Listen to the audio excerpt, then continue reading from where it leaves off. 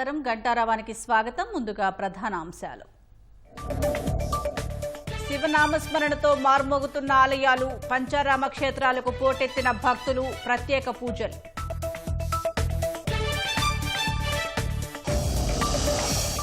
కోటప్పకొండ యనమల కుదురులో వైభవంగా శివరాత్రి ఉత్సవాలు, ప్రభల వద్ద ఆటపాటలతో భక్తుల సందడి.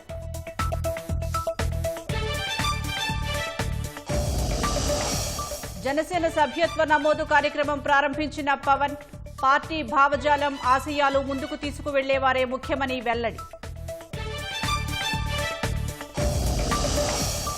చమురు కొనుగోలులో జాతీయ ప్రయోజనాలకే ప్రాధాన్యం, ఎలాంటి రాజకీయ ఒత్తిళ్లు పనిచేయవని జయశంకర్ స్పష్టీకరణ.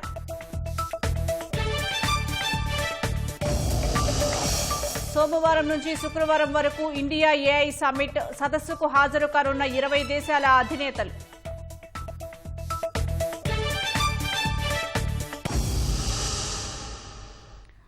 ఆర్టిఫిషియల్ ఇంటెలిజెన్స్ రంగంలో భారతీయులకు మరిన్ని అవకాశాలు కల్పించడమే లక్ష్యంగా రేపటి నుంచి ఈ నెల 20 వరకు జరగనున్న ఇండియా ఏఐ ఇంపాక్ట్ సమ్మిట్ 2026కు సర్వం సిద్ధమైంది. ఢిల్లీలోని భారత్ మండపం, సుష్మా స్వరాజ్ భవన్, అంబేద్కర్ సెంటర్లో సదస్సు నిర్వహించనున్నారు. ఇండియా ఏఐ ఇంపాక్ట్ సమ్మిట్ 2026తో పాటు ఇండియా ఏఐ ఇంపాక్ట్ ఎక్స్పోను కూడా కేంద్రం నిర్వహించనుంది. ఈ ఎక్స్పోను ప్రధాని నరేంద్ర మోదీ సోమవారం ప్రారంభించనున్నారు. దేశంలో ప్రతి ఒక్కరికి టెక్నాలజీ చేరాలన్న ప్రభుత్వ సంకల్పాన్ని ఎక్స్పో చాటుతుందని కేంద్రం తెలిపింది. ఏఐ ఇంపాక్ట్ సదస్సుకు ప్రవేశం ఉచితమని కేంద్రం ప్రకటించింది.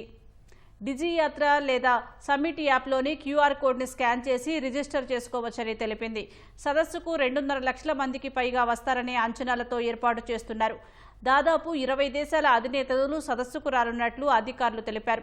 ఫ్రాన్స్ అధ్యక్షుడు మ్యాక్రాన్, బ్రెజిల్ అధినేత లులా డే సిల్వా, స్పెయిన్ అధ్యక్షుడు పెడ్రో, అబుదాబి క్రౌన్ ప్రిన్స్ రానున్నారు.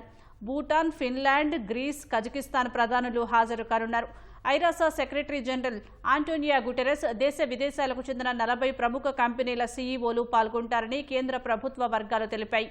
ఇండియా ఏఐ ఇంపాక్ట్ సమ్మిట్ సదస్సులో 500 సెషన్లు జరుగుతాయని వెల్లడించాయి. 3250 మంది విజనరీ స్పీకర్లు, ప్యానెల్ మెంబర్లు ప్రసంగిస్తారని పేర్కొన్నాయి. ఏఐ ఇంపాక్ట్ సదస్సు భద్రతను కమాండ్ కంట్రోల్ సెంటర్ నుంచి పర్యవేక్షించనున్నట్లు ఢిల్లీ ట్రాఫిక్ విభాగం అదనపు కమిషనర్ దినేష్ గుప్తా చెప్పారు. జనసేన పార్టీ సభ్యత్వ కార్యక్రమాన్ని ఆ పార్టీ అధ్యక్షుడు పవన్ కళ్యాణ్ మంగళగిరిలోని తన క్యాంపు కార్యాలయంలో ప్రారంభించారు. తొలి సభ్యత్వాన్ని తీసుకున్న పవన్ కళ్యాణ్ పార్టీకి విరాళంగా 2 కోట్ల రూపాయలను అందజేశారు. పార్టీ భావజాలాన్ని లోతుగా అర్థం చేసుకుని సిద్ధాంతాలు, ఆశయాలు, ఆకాంక్షలకు అనుగుణంగా పనిచేసేందుకు ముందుకు వచ్చి సభ్యత్వం తీసుకునేవారిని ఉద్యమిగా పిలుస్తామని పవన్ వెల్లడించారు. పార్టీ పోరాటానికి మరింత బలాన్ని అందించి, నవతరంలో ప్రేరణ కలిగించి, పార్టీ సిద్ధాంతాలకు ఆకర్షితుల్ని చేసి సభ్యత్వ నమోదు చేసే వారిని సాధక్గా సంబోధిస్తామన్నారు. జనసేన చేస్తున్న ప్రజా రాజకీయ పోరాటానికి పరోక్షంగా తమ వంతు సమయాన్ని, ఆర్థిక, సాంకేతిక, సేవ, మేధా సహాయ సహకారాలు అందిస్తూ పార్టీ బలోపేతానికి కృషి చేసేవారిని ప్రదాతగా పిలుస్తామని పవన్ కళ్యాణ్ ప్రకటించారు. 150 మందితో పార్టీని ప్రారంభించామన్న పవన్ 2021లో 90,000 క్రియాశీల సభ్యత్వాలు నమోదు చేశామన్నారు. ఎన్నికల ముందు ఆ సంఖ్య 6 లక్షలకు చేరిందని తెలిపారు. ఎన్నికల తర్వాత 12,98,000 సభ్యత్వాలు నమోదయ్యాయన్నారు. చిరు వ్యాపారుల నుంచి కూలీ పనులు చేసుకునేవారు, చదువుకున్నవారు సహా ఎంతో మంది ఈ ప్రక్రియలో భాగస్వాములయ్యారని పేర్కొన్నారు. పార్టీ భావజాలాన్ని అర్థం చేసుకుని పార్టీ ఆశయాలను ముందుకు తీసుకువెళ్లేవారు తమకు ముఖ్యమని పవన్ అన్నారు. అలాంటి వారే పార్టీకి అవసరమన్నారు. మన ఇల్లు, మన కుటుంబంకి నడిపేవాడు వాడు ఇవ్వకపోతే ఎట్లా అనుకుంటాం. ఒకవేళ లేనప్పుడు పర్లేదు, పని చేద్దాం. సినిమాలు ఉన్నాయి, సంపాదిస్తున్నాం. మనం అందరం కూడా మన భగవంతుడిని మనం ప్రార్థించుకుంటూ ఆ బ్లెస్సింగ్స్ తోటి ముందుకెళ్లే విధంగా ఈ రోజున ప్రత్యేకంగా మహాశివరాత్రి రోజున ప్రెసిడెంట్ గారు మొట్టమొదటి సభ్యత్వం ఆయనే తీసుకుని 26వ తారీఖు నుంచి మనం రాష్ట్ర వ్యాప్తంగా ఈ కార్యక్రమాన్ని తీసుకెళ్దామని ఖరారు చేశారు. పిఠాపురంలో అందరికన్నా ముందు ప్రారంభిద్దాం, ఒక వారం ముందు. ఎందుకంటే పిఠాపురంలో ఒక కాన్సెప్ట్లో ప్రెసిడెంట్ గారు మన క్యాడర్ని, నాయకత్వాన్ని ముందు నడిపించాలి, వాళ్ళకి ఒక బాధ్యత అర్థం అవ్వాలనే ఉద్దేశంతో అక్కడ కొంచెం కసరత్తు చేయడం జరిగింది. రాష్ట్రంలో గాడి తప్పిన వ్యవస్థల్ని పురోగతి దిశగా నడిపించేలా బడ్జెట్ ఉందని టీడీపీ రాష్ట్ర అధ్యక్షుడు పల్లా శ్రీనివాసరావు అన్నారు. రాష్ట్ర బడ్జెట్ను క్షేత్రస్థాయిలో ప్రజల్లోకి విస్తృతంగా తీసుకువెళ్లాలని కూటమి ఎమ్మెల్యేలకు నిర్దేశించారు. కూటమి పార్టీల ఎమ్మెల్యేలతో పల్లా శ్రీనివాసరావు టెలికాన్ఫరెన్స్ నిర్వహించారు. స్వర్ణాంధ్ర విజన్ 2047ను సాధించేలా బడ్జెట్ రూపకల్పన జరిగిందన్నారు. మంత్రి నాదెండ్ల మనోహర్, బీజేపీ రాష్ట్ర అధ్యక్షుడు పివిఎన్ మాధవ్ టెలికాన్ఫరెన్స్లో పాల్గొన్నారు. ఆర్థిక మంత్రి పయ్యావుల కేశవ్ ప్రవేశపెట్టిన 2026-27 ఆర్థిక సంవత్సర బడ్జెట్ రాష్ట్ర అభివృద్ధికి ఒక స్పష్టమైన రోడ్ మ్యాప్ను సిద్ధం చేసిందని బీజేపీ రాష్ట్ర అధ్యక్షులు పివిఎన్ మాధవ్ స్పష్టం చేశారు. సంపద సృష్టి, అభివృద్ధి, సంక్షేమం అనే 3 సూత్రాల ఆధారంగా బడ్జెట్ రూపకల్పన జరిగిందని పేర్కొన్నారు. గతంలో ఎన్నడూ లేని విధంగా 3,32,000 కోట్ల వ్యయంతో 11.25% వృద్ధి రేటు లక్ష్యంగా బడ్జెట్ను ప్రతిపాదించడం సాహసోపేతమైన చర్య అని కొనియాడారు. ప్రధాని మోదీ, సీఎం చంద్రబాబు విజన్ కలవడం వల్ల రాష్ట్రానికి పెద్ద ఎత్తున పెట్టుబడులు వస్తున్నాయన్నారు. రాయలసీమను ప్రపంచ స్థాయి ఉద్యానవన కేంద్రంగా తీర్చిదిద్దేందుకు 30,000 కోట్లతో సమగ్ర ప్రణాళికలు రూపొందించారని తెలిపారు. ఎన్టీఆర్ భరోసా, అన్నపూర్ణ క్యాంటీన్లు, రైతులకు ఉచిత విద్యుత్ వంటి సంక్షేమ పథకాలకు యథాతథంగా నిధులు కేటాయించడమే కాకుండా విద్య, ఆరోగ్యంపై ప్రత్యేక దృష్టి సారించామని వివరించారు. బడ్జెట్ విశేషాలను ప్రజల్లోకి తీసుకువెళ్లడానికి సోషల్ మీడియా, ప్రధాన మీడియా వేదికగా డబుల్ ఇంజన్ సర్కారు విజయాలను ప్రచారం చేయాలని మాధవ్ సూచించారు. రాష్ట్ర ఆర్థిక వ్యవస్థను స్థిరంగా నిలబెట్టాలంటే ఆర్థిక నియంత్రణ, లోటు నియంత్రణ అత్యవసరమని టీడీపీ సీనియర్ నేత యనమల రామకృష్ణుడు అన్నారు. కూటమి ప్రభుత్వం అదే దిశగా 2026-27 బడ్జెట్ను రూపొందించిందని పేర్కొన్నారు. గత ప్రభుత్వ హయాంలో ఆర్థిక వ్యవస్థ తీవ్ర ఒత్తిడిని ఎదుర్కొందని ఆక్షేపించారు. అధిక రెవెన్యూ లోటు, పెరిగిన అప్పులు, వడ్డీ భారం వంటి అంశాలు రాష్ట్రాన్ని సంక్షోభ స్థితికి తీసుకువెళ్లాయని మండిపడ్డారు. లోటు నియంత్రణ, మూలధన వ్యయం పెంపు వంటి చర్యలు రాష్ట్రాన్ని స్థిర అభివృద్ధి దిశగా నడిపిస్తాయని తెలిపారు. రాష్ట్ర ఆర్థిక వ్యవస్థను సరైన మార్గంలో నడిపించేందుకు కూటమి ప్రభుత్వం కట్టుబడి ఉందని తేల్చి చెప్పారు. ఇచ్చాపురం నియోజకవర్గ కిడ్నీ బాధితులకు సరిపడా డయాలసిస్ కేంద్రాలు లేవంటూ ఎక్స్లో ఓ వ్యక్తి చేసిన పోస్టుకు మంత్రి లోకేష్ స్పందించారు. యంత్రాల కొరతతో 40 కిలోమీటర్ల దూరం వెళ్లి ప్రైవేటు ఆసుపత్రుల్లో డయాలసిస్ చేయించుకోవాల్సి వస్తుందని ప్రవీణ్ అనే వ్యక్తి లోకేష్కు తెలియజేశారు. కిడ్నీ బాధితులు ఇబ్బందులు తీర్చేలా ఇచ్చాపురం, కవిటి, సోంపేటలో డయాలసిస్ కేంద్రాలు ఏర్పాటు చేయాలని విజ్ఞప్తి చేశారు. సమస్య పరిష్కారానికి చర్యలు తీసుకోవాలంటూ ఎక్స్ ద్వారా వైద్య ఆరోగ్య శాఖ మంత్రి సత్యకుమార్ని లోకేష్ కోరారు. ఈ పోస్టుపై స్పందించిన మంత్రి సత్యకుమార్ సమస్య పరిష్కారానికి తగిన చర్యలు తీసుకుంటామని చెప్పారు. మహాశివరాత్రి పర్వదినాన్ని పురస్కరించుకుని శివనామస్మరణతో శివాలయాలు మార్మోగాయి. పంచారామ క్షేత్రాల్లో పరమేశ్వరునికి ప్రత్యేక పూజలు జరిగాయి. శ్రీశైలం, శ్రీకాళహస్తి ఆలయాలు జనంతో కిక్కిరిశాయి. బోళాశంకరుని దర్శనం కోసం ప్రముఖులు పోటెత్తారు. కోటప్పకొండలో ప్రభలు నిలిపే ప్రాంతం జనసంద్రంగా మారిపోయింది.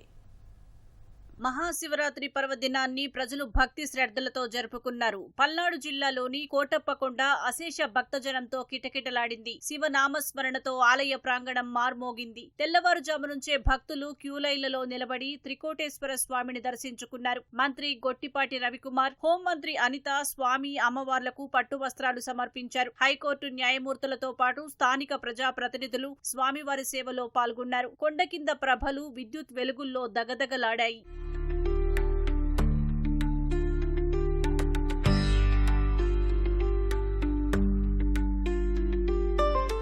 పంచారామ శైవ క్షేత్రమైన అమరావతి అమరేశ్వరాలయంలో మహాశివరాత్రి పర్వదిన వేడుకలు ఘనంగా జరిగాయి. బిందె తీర్థంతో స్వామివారికి తొలి పూజ చేశారు. పంచామృతాలతో అభిషేకాలు, పూజలు చేశారు. మహారుద్రాభిషేకం నిర్వహించారు. క్షేత్రపాలకుడైన బాలచాముండిక సమేత అమరేశ్వరుని దర్శించుకునేందుకు ప్రముఖులు పోటెత్తారు.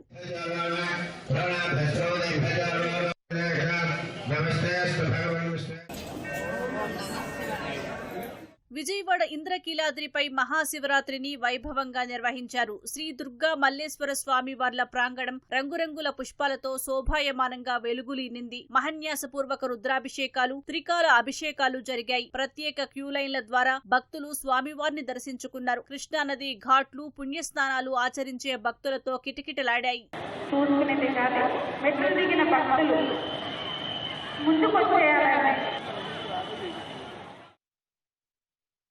జ్యోతిర్లింగ క్షేత్రమైన శ్రీశైలంలో శివరాత్రి బ్రహ్మోత్సవాలు ఘనంగా జరిగాయి. శ్రీ భ్రమరాంబ మల్లికార్జున స్వామి వార్లకు ప్రత్యేక పూజలు నిర్వహించారు. పాతాళ గంగలో పుణ్యస్నానాలు ఆచరిస్తున్న భక్తులు మల్లన్న దర్శనానికి పోటెత్తారు. క్యూ లైన్లు భక్తులతో నిండిపోయాయి. పరమశివుడికి ఎంతో ఇష్టమైన శివరాత్రి రోజు స్వామిని దర్శించుకుంటే అంతా మంచి జరుగుతుందని భక్తుల నమ్మకం.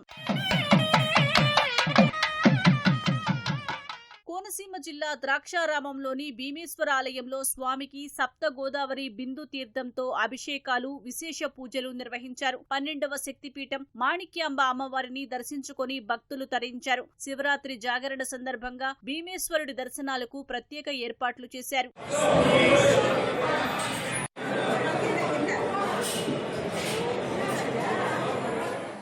కాళహస్తీశ్వర ఆలయంలో భోళా శంకరుడికి ప్రత్యేక పూజలు జరిగాయి. వాయులింగేశ్వర స్వామి సమేత శ్రీ జ్ఞాన ప్రసూనాంబికా దేవి దర్శనానికి భక్తులు పోటెత్తారు. రాహుకేతు సర్పదోష నివారణ పూజలను రద్దు చేశారు. శివ నామస్మరణతో ఆలయ ప్రాంగణం మార్మోగింది.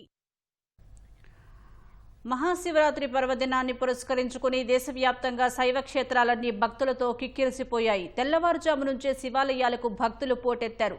శివ నామస్మరణతో ఆలయాల ప్రాంగణాలు మార్మోగుతున్నాయి. ఆదిదేవుడికి ప్రత్యేక పూజలు, అభిషేకాలు నిర్వహించారు. దేశవ్యాప్తంగా మహాశివరాత్రి వేడుకలు ఘనంగా జరుగుతున్నాయి. ప్రముఖ శైవ క్షేత్రాలకు భక్తులు పోటెత్తారు. తెల్లవారుజాము నుంచే భక్తులు పవిత్ర స్నానాలు ఆచరించి పరమశివుడికి అభిషేకాలు, ప్రత్యేక పూజలను నిర్వహిస్తున్నారు. ఆలయాలన్నీ ఓం నమశివాయ మంత్రోచ్చారణతో మార్మోగిపోతున్నాయి. ఉత్తరప్రదేశ్ వారణాసిలోని ప్రముఖ పుణ్యక్షేత్రం శ్రీ కాశీ విశ్వనాథ్ ఆలయం భక్తులతో కిక్కిరిసిపోయింది. దేశవ్యాప్తంగా నలుమూలల నుంచి భారీగా భక్తులు తరలివస్తున్నారు. గోరఖ్పూర్లోని గోరఖ్నాథ్ ఆలయంలో ఉత్తరప్రదేశ్ సీఎం యోగి ఆదిత్యనాథ్ రుద్రాభిషేకం నిర్వహించారు. అయోధ్యలోని నాగేశ్వరనాథ్లోని ఆలయంలో భక్తులు పూజలు నిర్వహించారు. మధ్యప్రదేశ్లోని ప్రసిద్ధ పుణ్యక్షేత్రం ఉజ్జయిని దేవాలయానికి భారీగా చేరుకున్న భక్తులు ప్రత్యేక పూజలు చేస్తున్నారు. భోపాల్లో శ్రీ బద్వాలయ మహాదేవ్ దేవాలయంలో కేంద్ర మంత్రి శివరాజ్ సింగ్ చౌహాన్ ప్రత్యేక పూజలు చేశారు. హర్యానా నుహ్లోని నలేశ్వర్ దేవాలయంలో ఆ రాష్ట్ర సీఎం నయాబ్ సింగ్ సైని జలాభిషేకం చేశారు. ప్రజలందరికీ సీఎం శుభాకాంక్షలు తెలిపారు.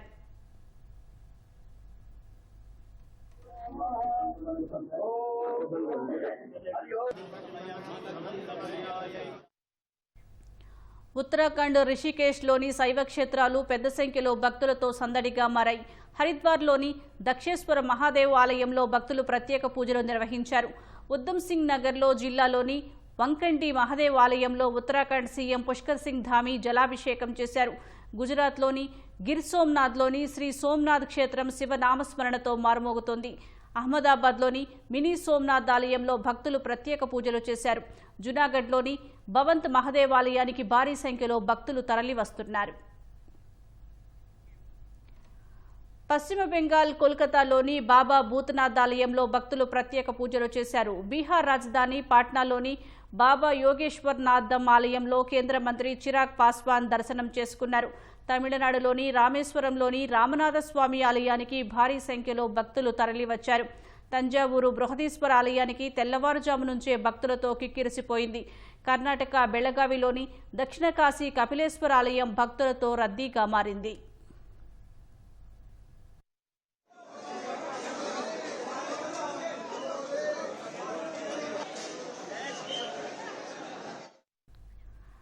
మహాశివరాత్రి పర్వదినాన నేపాల్లోని శివాలయాలు భక్తులతో రద్దీగా మారాయి. ప్రసిద్ధ పశుపతి ఆలయంతో పాటు గోకర్ణేశ్వర్, మకన్ మహాదేవ్ వంటి ప్రముఖ శైవ క్షేత్రాలకు భారీ సంఖ్యలో భక్తులు తరలివస్తున్నారు. ప్రధానంగా బాగ్మతి నది ఒడ్డున ఉన్న పశుపతి ఆలయానికి తెల్లవారుజామున 2 గంటల నుంచే భక్తుల తాకిడి మొదలైంది.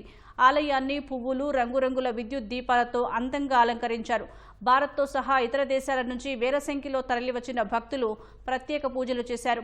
వందలాది మంది నాగ సాధువులు సహా మొత్తం 4500 మందికి పైగా మఠాధిపతులు, బాబాలు ఆదిదేవుణ్ణి దర్శించుకున్నారు.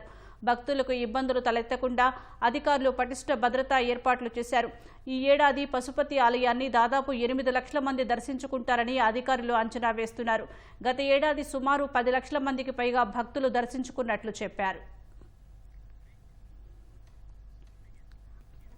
అమెరికాతో మధ్యంతర వాణిజ్య ఒప్పందం ద్వారా ప్రధాని నరేంద్ర మోదీ నేతృత్వంలోని కేంద్ర ప్రభుత్వం రైతులకు ద్రోహం చేస్తోందని కాంగ్రెస్ అగ్రనాయకుడు రాహుల్ గాంధీ మరోసారి ఆరోపించారు. వాణిజ్య ఒప్పందానికి సంబంధించి కేంద్రానికి రాహుల్ పలు ప్రశ్నలను సంధించారు. దీర్ఘకాలంలో భారత వ్యవసాయ రంగంపై పట్టు సాధించడానికి మరొక దేశాన్ని అనుమతిస్తున్నారా అని ప్రశ్నించారు. ఈ మేరకు ఆయన ఎక్స్లో పోస్ట్ చేశారు. డ్రైడ్ డిస్టిలరీస్ గ్రెయిన్స్ ను దిగుమతి చేసుకోవడం అంటే జన్యుమార్పిడి చేసిన అమెరికా మొక్కజొన్నను పాడి ఉత్పత్తిదారులకు అందించడమేనని ఆరోపించారు. ఇది దేశ పాల ఉత్పత్తులను అమెరికా వ్యవసాయ పరిశ్రమపై ఆధారపడేలా చేయదా అని ప్రశ్నించారు. సోయా నూనె దిగుమతికి అనుమతిస్తే మధ్యప్రదేశ్, మహారాష్ట్ర, రాజస్థాన్ సహా దేశవ్యాప్తంగా ఉన్న సోయా రైతులపై ప్రభావం ఉండదా అని నిలదీశారు. అదనపు ఉత్పత్తులు నిర్వచనం ఏమిటో చెప్పాలని ఆయన డిమాండ్ చేశారు. వాణిజ్యేతర అడ్డంకులు తొలగిస్తామంటే భవిష్యత్తులో జన్యుమార్పిడి పంటలపై భారత్ తన వైఖరిని మార్చుకుంటుందా అని ప్రశ్నించారు. ఈ అంశంపై ప్రభుత్వం రైతులకు స్పష్టత ఇవ్వాలని రాహుల్ గాంధీ డిమాండ్ చేశారు. అమెరికా, ఐరోపా సమాఖ్య, యూకేలతో భారత్ చేసుకున్న ఒప్పందాలపై కాంగ్రెస్ అగ్రనేత రాహుల్ గాంధీ ప్రజలను తప్పుదోవ పట్టిస్తున్నారని కేంద్ర హోంశాఖ మంత్రి అమిత్ షా ఆరోపించారు. గుజరాత్లోని గాంధీనగర్లో దేశ మొట్టమొదటి central bank digital currency CBDC ఆధారిత ప్రజా పంపిణీ వ్యవస్థను అమిత్ షా ప్రారంభించారు. అనంతరం జరిగిన సభలో మాట్లాడిన కేంద్ర మంత్రి రాహుల్ అబద్దాలను ప్రచారం చేస్తున్నారని మండిపడ్డారు. రైతులను తప్పుదారి పట్టిస్తున్నారని ఆగ్రహం వ్యక్తం చేశారు. వాణిజ్య ఒప్పందంలో వ్యవసాయం, పాడి పరిశ్రమలను కేంద్ర ప్రభుత్వం పూర్తిగా రక్షించిందని నొక్కి చెప్పారు. దేశాన్ని తప్పుదారి పట్టించడంలో కాంగ్రెస్కు సుదీర్ఘ చరిత్ర ఉందని ఎద్దేవా చేశారు.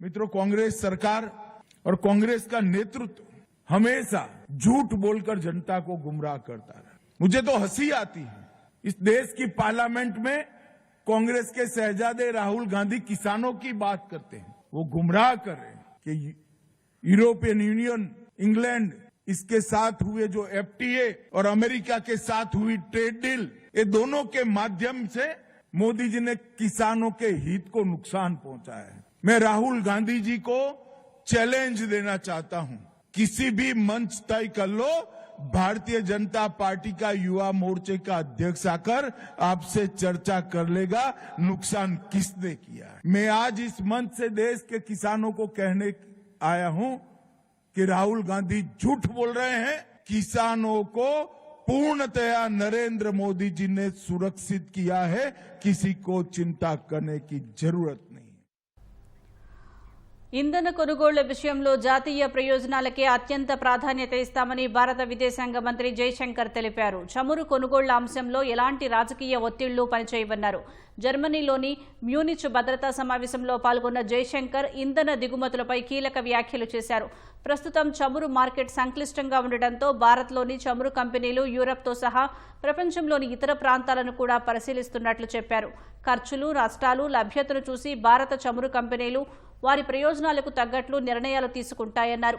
ఇతర దేశాల ఆలోచనలతో ఎప్పుడూ ఏకీభవించాల్సిన అవసరం లేదన్న జైశంకర్ ఈ విషయంలో భారత్ స్వతంత్రంగా వ్యవహరిస్తోందన్నారు.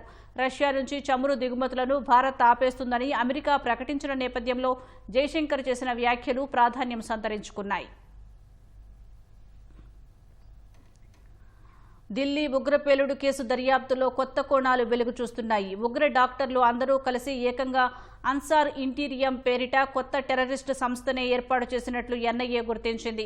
ఈ వైద్యులంతా 2016లోనే ఉగ్రవాదం బాట పట్టినట్లు ఎన్ఐఏ దర్యాప్తులో తేలింది. 2022 ఏప్రిల్లో శ్రీనగర్ వేదికగా ముజిమ్మిల్ గన్నీ, ఉమర్ నబీ, ఆదిల్, ముజఫర్ మౌల్వీ, ఇర్ఫాన్, కారీ అమీర్, తౌఫీల్ గాజీ సమావేశమైనట్లు అధికారులు తెలిపారు. ఆ సమయంలోనే వారు అన్సార్ ఇంటీరియం అనే సంస్థను ప్రారంభించారు. దీనికి ఆదిల్ చీఫ్గా ఉండగా మౌల్వీ ఇర్ఫాన్కు డిప్యూటీగా బాధ్యతలు అప్పగించారు. ఎవరెవరు ఏమి చేయాలనేది కూడా ముందే నిర్ణయించుకుని బాధ్యతలను పంచుకున్నట్లు అరెస్టైన ఉగ్ర డాక్టర్లు వెల్లడించినట్లు ఎన్ఐఏ అధికారులు తెలిపారు. ఢిల్లీ పేలుడు ఘటనలో మృతి చెందిన ఉమర్ సమన్వయకర్త బాధ్యతలు తీసుకోగా ఫైనాన్స్, కొనుగోళ్లను గన్నీ చూసేవాడని పేర్కొన్నారు. వీరంతా 2023లోనే పేలుళ్లకు అవసరమైన సామాగ్రి, ఎరువులను సోహనా నుంచి కొనుగోలు చేశారు. ఉమర్ సూచనల మేరకు ఫరీదాబాద్లోని ఓ కెమికల్ షాప్ నుంచి పొటాషియం నైట్రేట్ను తెప్పించినట్లు వెల్లడించారు.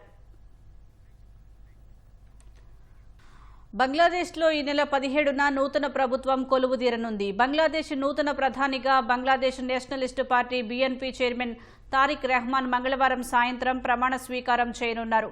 ఢాకాలోని జాతీయ పార్లమెంటు భవనంలోని సౌత్ ప్లాజాలో ఉదయం బంగ్లాదేశ్ ప్రధాన ఎన్నికల కమిషనర్ నాసీరుద్దీన్ ఆధ్వర్యంలో ఎంపీల ప్రమాణ స్వీకారం జరుగుతోంది. స్పీకర్, డిప్యూటీ స్పీకర్ ప్రస్తుతం లేనందున ఎన్నికల కమిషనర్ ప్రమాణ స్వీకారం చేయనున్నారు.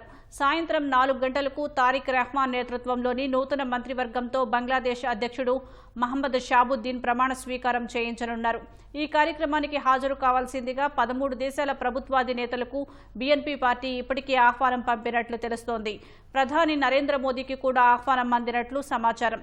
అయితే ఫ్రాన్స్ అధ్యక్షుడు ఇమాన్యుయల్ మ్యాక్రాన్ భారత్ పర్యటనకు వస్తున్న సందర్భంగా మోదీ ఈ కార్యక్రమానికి హాజరయ్యే అవకాశాలు తక్కువగా ఉన్నట్లు సమాచారం. దీంతో ఆయన స్థానంలో భారత్ తరపున లోక్సభ స్పీకర్ ఓం బిర్లా హాజరు కానున్నారు. ఇటీవల జరిగిన బంగ్లాదేశ్ 13వ సార్వత్రిక ఎన్నికల్లో BNP పార్టీ అఖండ విజయం సాధించింది. దాదాపు 2 దశాబ్దాల విరామం తర్వాత ఆ పార్టీ తిరిగి ప్రభుత్వాన్ని ఏర్పాటు చేయనుంది. అమెరికా అధ్యక్షుడు ట్రంప్ ప్రతిపాదించిన కాల్పుల విరమణ ఒప్పందం అమల్లోకి వచ్చినప్పటికీ గాజాపై ఇజ్రాయెల్ దాడులు కొనసాగుతున్నాయి. గాజా పట్టీపై ఆదివారం ఇజ్రాయెల్ జరిపిన దాడుల్లో 10 మంది పాలస్తీనియన్లు మృతి చెందినట్లు ఆసుపత్రి వర్గాలు వెల్లడించాయి. ఉత్తర గాజాలోని జబాలియా శరణార్థి శిబిరంలోని ఫల్లూజా ప్రాంతంలో ఇజ్రాయెల్ జరిపిన డ్రోన్ దాడిలో 5గురు మరణించినట్లు అధికారులు తెలిపారు. దక్షిణ గాజాలోని ఖాన్ యూనిస్ తూర్పు ప్రాంతంలో జరిగిన మరో దాడిలో 5గురు యువకులు ప్రాణాలు కోల్పోయినట్లు చెప్పారు.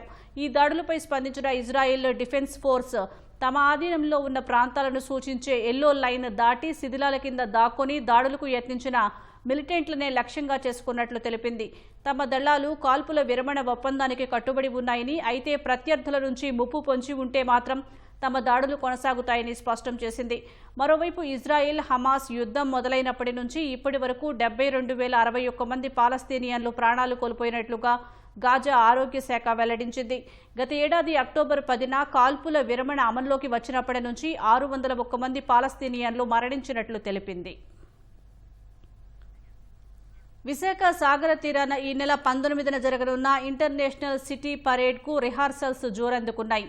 గగనతలంలో నౌకాదళ విమానాల విన్యాసాలు ఒళ్లు గగురు పొడిచేలా సాగుతున్నాయి. సాగరంలో యుద్ధ నౌకలు, విమానాల విన్యాసాలు చూపరులను ఆకట్టుకుంటున్నాయి. రోజు సాయంత్రం ఆర్కే బీచ్లో వీక్షకులను అబ్బురపరుస్తున్నాయి. ఈ రిహార్సల్స్ను చూసేందుకు నగర ప్రజలతో పాటు పర్యాటకులు పెద్ద సంఖ్యలో తరలివస్తున్నారు. సిటీ పరేడ్లో భాగంగా జరిగే ఈ యుద్ధ విమానాల ప్రదర్శన, విన్యాసాలు, ఇతర సాహస కృత్యాలతో కూడిన ఫైనల్ డ్రెస్ రిహార్సల్స్ ఈ నెల 18న నిర్వహిస్తారు. 19న ఇంటర్నేషనల్ సిటీ పరేడ్ జరుగుతోంది. తూర్పు నౌకాదళం ఆతిథ్యమిస్తున్న ఈ నౌకల పండుగలకు 70 దేశాల నుంచి అతిథులు రానున్నారు.